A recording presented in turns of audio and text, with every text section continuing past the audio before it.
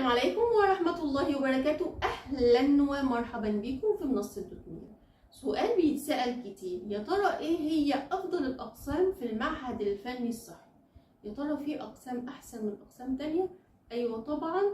ليه؟ لأن شغلها أحسن وفلوسها أكتر، وده اللي هنعرفه في حلقة النهاردة، فتابعوا للنهاية. قبل ما نجاوب عن إيه هي أهم الأقسام في المعهد الفني الصحي، في ناس كتيرة أو في طلبة كتيرة مش عارفة تفرق ما بين المعهد الفني للتمريض والمعهد الفني الصحي. دي حاجة ودي حاجة خالص. المعهد الفني للتمريض تخصص تمريض فقط. المعهد الفني الصحي فيه شعب كتير، ومن ضمنها في قسم خاص بالتمريض متاح ليك إن تدخل بعده كلية تمريض، ولكن المعهد الفني الصحي فيه شعب وتخصصات كتيرة.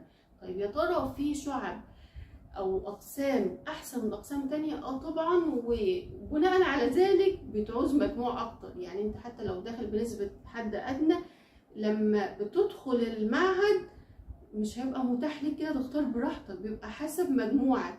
لإيه بقى؟ للأقسام الأحسن اللي هي الإشعة والتحاليل. أحسن الأقسام في المعهد الفني الصحة الإشعة والتحليل، وعشان كده حتى لو أنت جايب المجموع بيتعمل لك تنسيق داخلي في المعهد. ليه؟ لأن بيبقى عليها إقبال كتيرة، لأن شغلها أحسن وفلوسها أحسن.